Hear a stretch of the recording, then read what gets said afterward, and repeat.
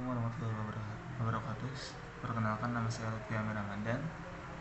Sebelumnya selamat malam dan salam bahagia bagi kita semua. Yang saya hormati Bapak Ibu yang saya hormati, dan Ibu guru pembimbing, dan yang saya cintai teman-teman semuanya. Pertama, marilah kita dengan senantiasa memanjatkan rasa syukur atas kehadirat Tuhan Yang Maha Esa, karena atas berkat rahmat serta pertolongannya kita semua masih diberi umur untuk bisa berkumpul di sini dalam rangka pembacaan teks pidato dengan tema pendidikan.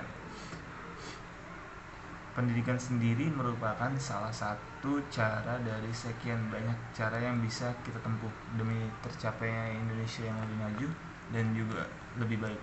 Pendidikan merupakan salah satu proses yang dimana berjalan dengan panjang. Pendidikan tidak dapat dipaksakan dan dipercepat. Pendidikan harus berjalan dengan alami dan memang membutuhkan waktu yang lama. Pendidikan sendiri mampu memunculkan ide-ide atau gagasan yang bisa memberikan pemikiran bagi kita mengenai cara hidup baru. Bagaimana dengan pendidikan kita bisa memikirkan sesuatu yang sebelumnya sama sekali tidak terlintas dalam benak pikiran kita. Dalam hal fisik sendiri, bangsa Indonesia yang merupakan sebuah bangsa yang merdeka dan bebas dari penjajahan. Namun tahukah teman-teman dan bapak-bapak ibu semuanya bahwa bangsa kita ini masih terjajah dalam segi pendidikan? Tingkat kebodohan dan putus sekolah yang masih tinggi di Indonesia seakan-akan menunjukkan bahwa kita memang belum serius membina pendidikan di negeri ini. Teman-teman perlu tahu, di negara lain mereka bisa membuat mobil, membuat sepeda motor, membuat TV canggih, membuat roket, membuat pesawat, membuat HP, dan barang elektronika lain. Mengapa kita tidak bisa seperti mereka? Jawabannya terletak pada pendidikan di negara ini. Ibaratnya sebodoh-bodohnya manusia, jika dia tekun belajar dan giat mencoba, maka lambat laun dia tekun belajar dan giat mencoba, maka lambat laun dia akan mahir pula. Jangan mengatakan orang luar negeri itu pintar. Mereka tekun dan rajin berusaha. Dan satu lagi, mereka tidak malas dalam urusan belajar dan mereka dapat berdisiplin. Jika kita bisa tekun dan rajin berusaha, meskipun sebenarnya kita bodoh, lama-kelamaan kita akan pintar dengan sendirinya. Orang luar negeri rajin membaca apa yang kita lakukan. Mereka berjuang keras untuk hidup. Di luar negeri sana, seorang pengemis yang bisa menjadi orang kaya di Indonesia bukanlah seharusnya kita malu. Sekali lagi, pendidikan merupakan jalan yang sangat menentukan bagi masa depan bangsa ini. Pendidikan sebagai sarana penunjang kehidupan bangsa yang lebih baik harus secara benar dan sungguh-sungguh dalam mendidik peserta didiknya. Untuk bisa mewujudkan pendidikan Indonesia yang lebih baik memanglah bukan suatu pekerjaan yang mudah. Harus diimbangi dengan dana dan kerja keras dari semua unsur dalam pendidikan. Pendidikan juga harus dilengkapi dengan pelajaran sopan santun, karakter dalam masyarakat. Jadi dengan pendidikan jangan hanya menjadikan peserta didik pintar, namun juga bisa membuat peserta didik menjadi sopan santun, taat terhadap agama, hormat terhadap guru, mengasihi kedua orang tua. Pendidikan di Indonesia memang harus dirombak. Kita membutuhkan pendidikan karakter. Teman-teman semua tahu bahwa para koruptor, pencuri uang rakyat di luar sana merupakan orang-orang yang pintar. Mereka bisa korup karena memiliki jabatan tertentu. Jabatan itu mereka peroleh dengan jalan pendidikan yang tinggi. Untuk itu kita membutuhkan lebih dari sekadar manusia yang pintar. Dengan pendidikan kita membutuhkan manusia yang pintar dan memiliki karakter yang baik. Untuk masa depan, saya sangat berharap supaya pendidikan karakter di sekolah terus ditingkatkan.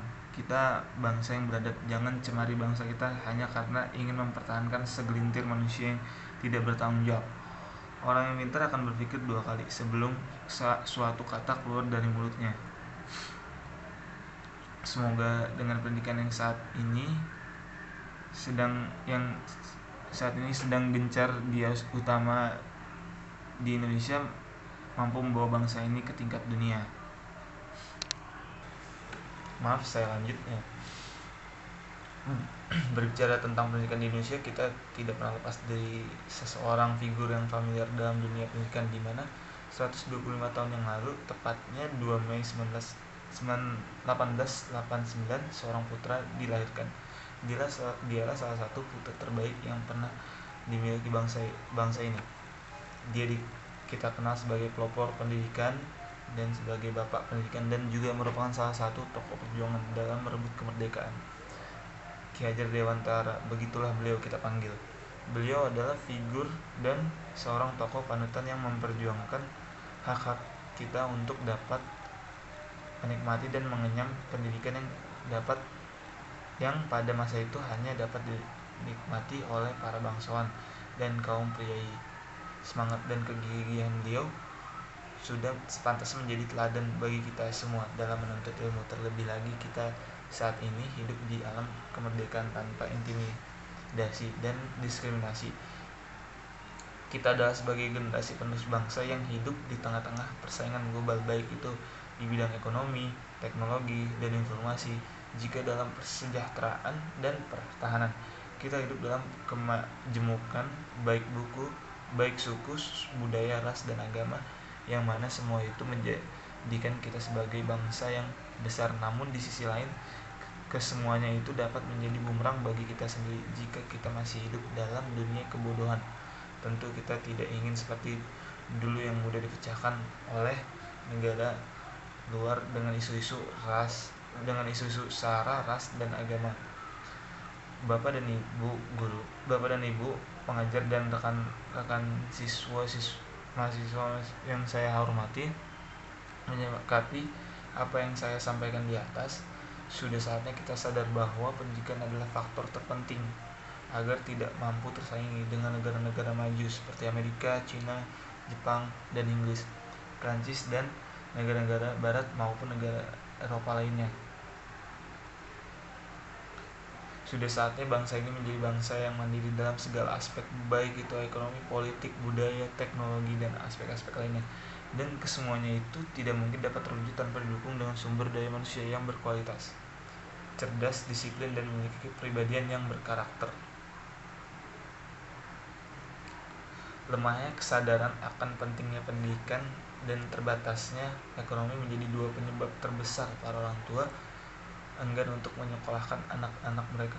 Tentu ini menjadi tugas kita semua sebagai elemen bangsa agar semua permasalahan tersebut dapat terselesaikan.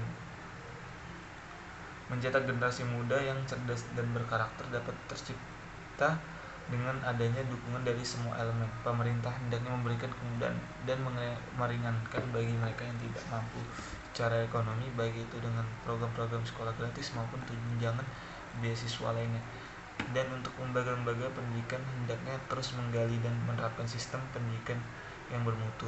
Dan untuk para orang tua hendaknya menjadi motivator bagi anak-anak mereka untuk semangat menimba ilmu. Dan terakhir, kita sebagai pelajar hendaknya konsisten dan bersungguh-sungguh dalam belajar dan menempuh pendidikan sampai di jenjang tertinggi.